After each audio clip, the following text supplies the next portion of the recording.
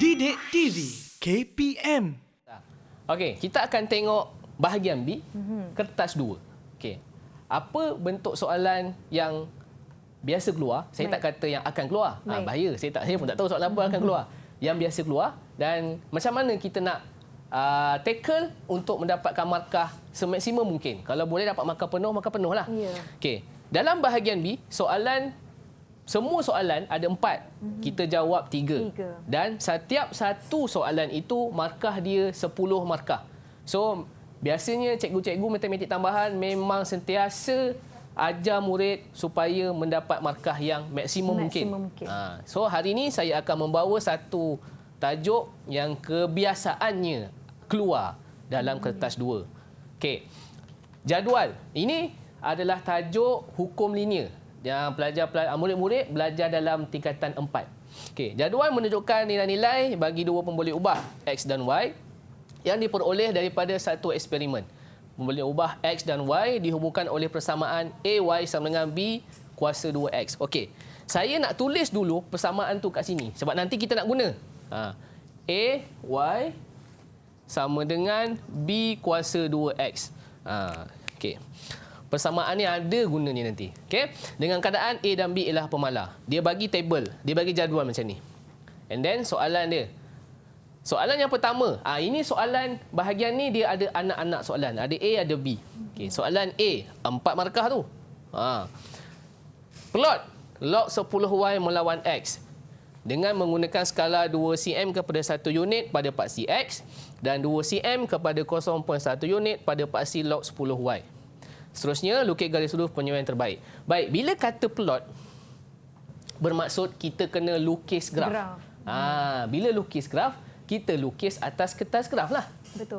Kita tak lukis atas kertas kajang. Kalau atas kertas kajang, kita tak panggil plot, kita panggil laka. So, dia dah bagi skala. Jangan pening-pening murid-murid. Dia dah bagi skala. Paksi X, 2 cm 1 unit. Paksi Y, dia jadi log 10Y. Sedikit orang kata macam tips lah, tapi tips lah. Bila dapat soalan macam ni, jangan tengok terus kertas graf. You all buat macam ni dulu. Kita nak tengok kita lukis graf apa. Okey, bila kita nak buat macam ni, kita tengok paksi X dekat sini. Kemudian paksi Y dia jadi log 10Y. Log 10Y. Blok ini adalah dalam bab tingkatan 4 iaitu logaritma. So inilah indahnya matematik tambahan. Satu soalan 4 bab dia tanya. Dia gabung. Okay. So bila dia suruh plot, maknanya kita memang kena buat table yang baru sebab table yang diberi itu nilai Y bukan log 10Y. Okay, ini soalan A. Soalan B.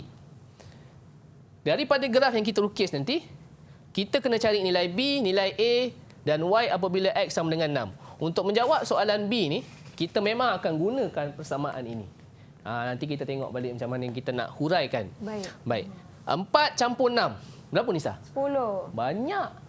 Sangat banyak. Sangat banyak. Okey, kita tengok. Table tadi, dia bagi nilai Y. Sekarang ni kita mencari log 10Y. Okey, murid-murid, ambil kalkulator tu. Okey. Tekan je log Y. Tadi nilai Y tadi, yang sebelum ni, contoh kan. 1.950. Tekan log 1.950. Dapat 0.29. Baik. Bila nak plot nilai 0.29. Baik. Ingat murid-murid, untuk bab hukum linear, berapa banyak titik perpulahan yang kita kena letak?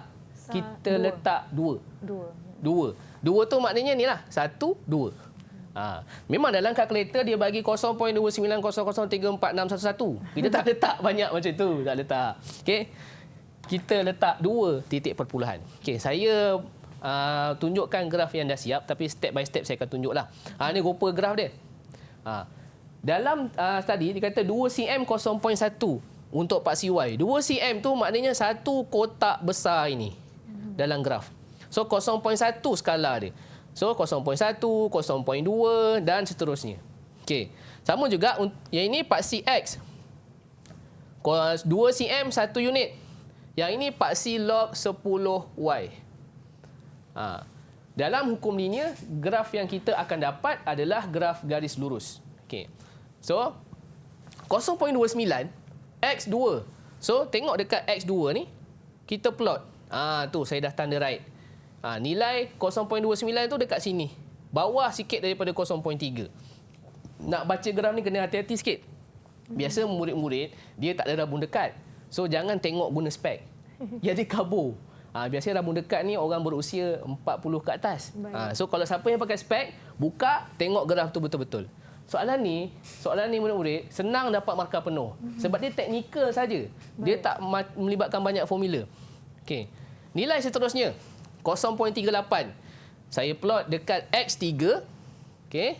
Tengok X3 sini. Tu tanda right tu. Nampak? Okey. 0.38. 0.48 pada X4.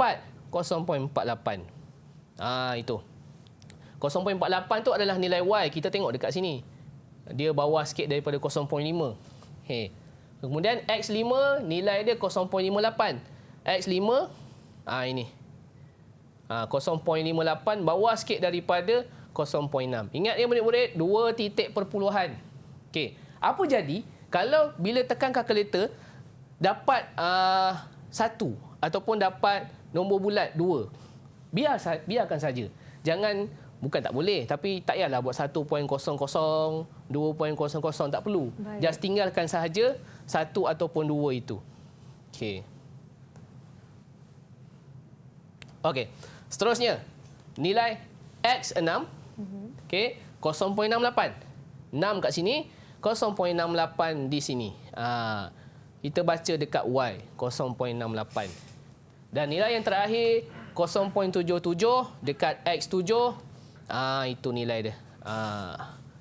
Okey, dalam bab hukum linear ni, kebiasaannya kita akan kena lukis sebanyak 6 titik sahaja. 6 titik. Jaranglah dapat 5 titik. Jarang. So kita kena buat 6 titik sahaja. Okey, bila kita dah lukis ni, okey, kita tengok dekat mana markah kita dapat. Lukis graf ni tadi dekat soalan A. Soalan A yang mana markah dia 4 markah. Markah yang pertama adalah pada nilai-nilai dalam tebel yang kita buat dengan betul. Katakanlah salah satu ini salah. Rasa-rasa dapat markah tak? Salah satu, bukannya semua salah. Kata kat sini salah. Betul, yang lain tu dapat markah tak? Tak dapat. Tak hilang dapat. satu markah di situ. Sebab tu dia satu markah. Dia bukannya dia bukannya 1, 2, 3 tak. Dia the whole jadual dia bagi satu markah saja. Itu yang bahaya tu. So murid-murid bila buat soalan ini jangan gopoh sangat. Kadang-kadang murid-murid ni dia ada dua jenis tau. Seorang yang excited nak jawab. So bila dia excited jawab, dia gopoh. Okey. So seterusnya, ni markah yang seterusnya bila kita berjaya plot. Dan jangan lupa untuk lukis garis lurus penyuaian terbaik. Okey, garis lurus penyuaian terbaik ni adalah garis lurus yang bukan semestinya, dia tak semestinya sambung pada semua titik. Akan ada titik yang tak kena. Macam ni, titik yang tak kena titik ni. Kalau tengok betul-betul, kalau kita zoom. Okay?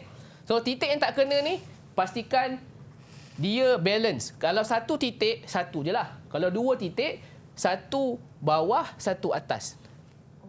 Cara kita nak buat garis lurus penyuaian terbaik. Kalau 3 titik, 2 bawah, 1 atas atau 2 atas, 1 bawah. Tak boleh 3 bawah, 3 atas.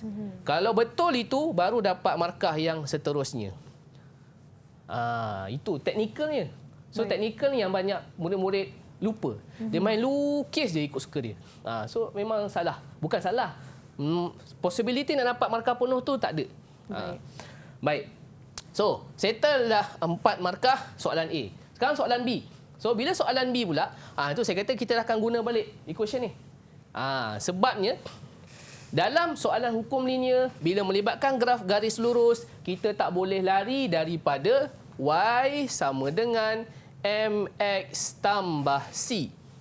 Persamaan garis lurus. Okey? Y ini adalah paksi Y. X ni adalah paksi X. Di mana dalam konteks soalan graf ini, Y kita adalah log 10Y. X kita adalah X. So, kita kena olah persamaan ini. Otter lah. Orang putih panggil otter. Okey, you good. Main cakap je. Okey, so, saya asingkan dulu Y. biarkan Y itu single. Okey, bila Y single, dia banyak dalam MX ni kena single. Okey, so bila dah bahagi dapat B kuasa 2X per A, kita kena tambah dengan log asas 10. Jadilah kedua-dua belah tambah log.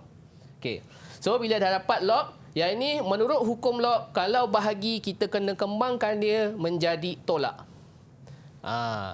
Okey, bila dah kembang jadi tolak, kita kena olah sampai dapat bentuk macam ni. Sekarang ni kita tak dapat lagi bentuk ni. Okey, saya olah 2X ni saya bawa ke depan. Sebab ni dalam hukum log, kuasa tu kita boleh bawa ke depan. So bila bawa ke depan, barulah kita boleh identify mana Y, mana MX, mana C. Dekat sini Y, log 10Y. Ini M, kecerunan. Dan ini adalah C, pintasan Y. Okey, so kita tengok macam mana kita nak selesaikan. Ini tadi dah dapat satu markah. Dah dapat markah yang kelima. Okey, dalam graf kita tengok dulu pintasan Y. Situ. Tolong murid-murid, bila buat graf, jangan biarkan graf anda tergantung. Jangan. Habiskan. Habiskan sampai dia potong dekat paksi Y. Jangan biar tergantung, jangan. Okey. So, Y-intercept nilai dia 0.1. So, kita ambil balik nilai yang mewakili C tu, negatif log 10A 0.1. Dan ini satu kaedah yang saya nak tunjuk. Ni live ni, saya tunjuk kaedah ni. Saya panggil kaedah sondol. Okey, kaedah sondol ni, kalau tengok binatang yang sondol orang yang kena sondol ke atas ke bawah? Ke bawah. Ke atas. So, saya nak A. So, ni saya negatif ni saya hilangkan dulu. Okey, so jadi negatif 0.1. Jadi saya tinggalkan A. Log 10 ni akan pergi sana, dia sondol negatif 0.1. So lepas dia sondol 0.1 tu, log tu dia lari. Tinggal 10 je. So ini kaedah sondol ni memudahkan murid-murid untuk buat semua soalan dalam log. So ingat betul-betul Okey, so yang ni tekan ni lah kalkulator. Tekan kalkulator, shift log negatif 0.1. Tu dapatlah nilai A 0.79. Dekat sini sahaja dah dapat 2 markah. Okey. So, seterusnya kita nak cari kecerunan. Kecerunan, murid-murid kena ingat ambil titik dalam graf yang kita buat tadi. Ambil titik dalam graf yang kita kena buat tadi. So, ambil 2 titik. 2 titik tersebut mesti ada atas garis. Jangan ambil di luar garis. Ada titik yang di luar garis, jangan ambil. Ambil titik di atas garis. Tapi katakanlah murid-murid nak ambil titik lain yang tak ada plot. Boleh. Janji atas garis. Contoh nak ambil titik ni. Boleh. Atas garis. Tak kisah mana-mana. Janji ambil 2 titik lah. Kalau tak macam mana nak cari kecerunan. Okey. So, titik ni adalah 7 dan 0.77. Titik yang ini 2 dan 0.29. Jadi, kita masukkan dalam formula kecerunan. Y2 tolak Y1 per X2 tolak X1. Di mana contoh kalau ini saya jadikan ni X2 Y2. Yang ini saya jadikan dia X1 Y1. So nilai ni X2 Y2 ni, Y2 dia adalah 0.77. Yang ini adalah 7. Yang ini adalah 2 dan 0.29. So masukkan dalam formula. Okey, dapatkan 0.09 bahagi 2. Okey, lepas tu dapat nilai 0.09 bagi 2 ni, buat juga kaedah sondol tadi. So kaedah sondol memang banyak guna ni lah. Dapat B1.12, dapatlah 2 markah dekat sini. Okey. So, soalan terakhir, dia minta jika nilai X sama dengan 6, jangan guna persamaan. Tengok dalam graf. X 6. Cari sampai kena pada garis tu, pasang ke sana. Tarik dia ke sana untuk dapatkan nilai Y ni. So, nilai Y itu kita baca sebagai 0.67 sama dengan log 10Y. Sebab dia adalah log asal 10 punya paksi Y. Okay. So, selesaikan guna kaedah sondol tadi. Dan dapatlah 4.68 markah yang terakhir. Baiklah. Didik TV KPM